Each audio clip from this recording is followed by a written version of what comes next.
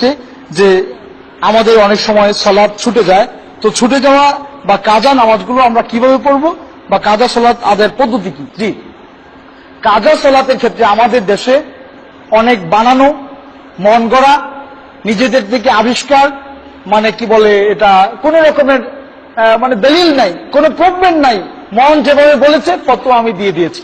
আমি ফতোয়া দিব কোরআন থেকে, অথবা আমি ফতোয়া দিব সহিহ হাদিস থেকে। কোরআনে যদি না থাকে, সহিহ হাদিসে না থাকে, সেটা যত বড় মানুষই হোক, আমি সেটা নিতে পারবো না। আপনারা পারবেন না। আর কোরআনের সাথে যদি মিলে যায়, সেটা রবি ঠাকুর বলেছেন, সমস্যা নাই। সেটা সক্রেটিস বলেছেন, সমস্যা নাই। কোরআনের সাথে মিললে আমি নিতে পারি, কোরআনের সাথে মিললে আমি নিতে পারি। যাই হোক, তো এই যে কাজা সালাতের যে পদ্ধতি, সেটা সহিহ হাদিস অনুযায়ী আমরা জানবো আজকে ইনশাআল্লাহ। আল্লাহ রাসূল বলেছেন, মান নামা আন সালাতিহি আও নাসিয়া, যে ব্যক্তি তার সালাত থেকে ঘুমিয়ে গেল, সালাতের কথা ঘুমিয়েছিল, সালাতের সময় চলে গিয়েছে, আও নাসিয়া, অথবা ভুলে গিয়েছে, বিলকুল খেয়াল নাই যে ও আসরের সালাত পড়ে নাই, মাগরিবের নামাজে দাঁড়াবে, এমন সময় মনে হচ্ছে আসরই তো পড়ি নাই। এরকম হয়, এরকম হতে পারে। এই দুই ক্ষেত্রে ওই ব্যক্তি ফাল ইউসাল্লিহা ইযা যাকারাহা, যখন তার স্মরণ হবে তখনই তার ওই সালাতের ওয়াক্ত। আপনি ঘুম থেকে, আমি অ্যালার্ম দিয়েছেন মোবাইলে 5:10 এখন ধরেন আপনার ফজরের জামাত আমাদের দেশে পড়ছে, আর আগেই পড়া উচিত, তো 5:10 পড়ছি আমরা। যাই হোক, আপনি 5টা অ্যালার্ম দিয়ে রেখেছেন, কিন্তু দেখা গেল যে আপনি অ্যালার্ম কখন বাজলো আপনি জানেন না, উঠে দেখেন যে 6:30 বাজে। নাউযুবিল্লাহ। তখন আপনি কি করবেন? আরো 1 ঘন্টা ঘুমিয়ে নেবেন?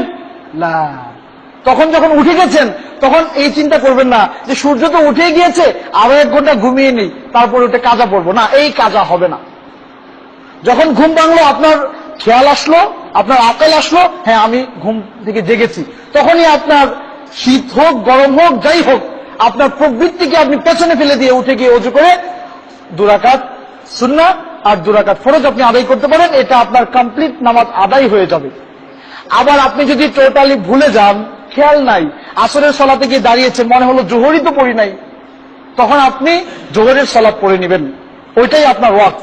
এই দুই অবস্থা ছাড়া ইচ্ছাকৃতভাবে যদি আপনি কোন সালাত ছেড়ে দেন, ইচ্ছাকৃতভাবে ছেড়ে দিয়েছেন, কোনো কাজ ছিল না, স্বেচ্ছায় অবহেলা করে, ওই ব্যক্তির এই সালাতের আর কোনো কাজা আছে, এর পক্ষে কোনো দলিল আমি খুঁজে পাই না।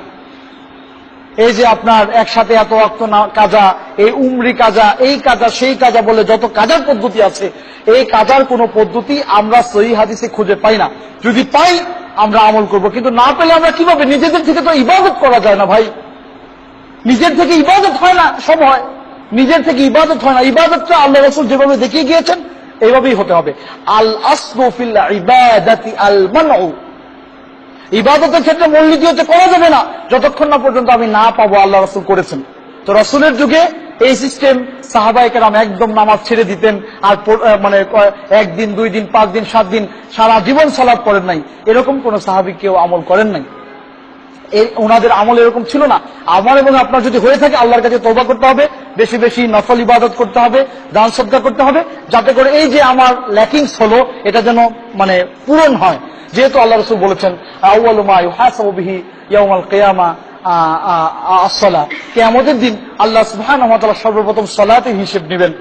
যখন তার ফরজের মধ্যে ঘাটতি থাকবে, তখন আল্লাহ সুবহানাহু ওয়া তাআলা বলবেন, ফালইয়ানজুর ইলা তাতাওয়ু, দেখো তো তার নফলে কি কি আছে, তখন সেখান থেকে এনে এটাকে কি বলে পূরণ করবেন। এই জন্য আপনি বেশি বেশি নফল সালাত পড়তে পারেন। এছাড়া অন্য কোন উমরি কাজা, এই কাজা সেই কাজা নিয়ে যে কাজার পদ্ধতি আছে, এগুলো সহিহ হাদিসে আমরা পাই না খুঁজে। যারা বলেন তাদের কাছে শক্ত দলিল চাবেন, যদি দলিল দিতে না পারে বলে দিবেন কেন আপনি আমাদেরকে গোমরাহের দিকে নিয়ে যাচ্ছেন। হকের পর গুমরাহি ছাড়া আর কিচ্ছু নাই। সরল অঙ্কের রেজাল্ট একরকম হবে, 10 রকম হবে না। নাউযুবিল্লাহ, আল্লাহ আমাদেরকে রহম করুন, আমিন। তারপরে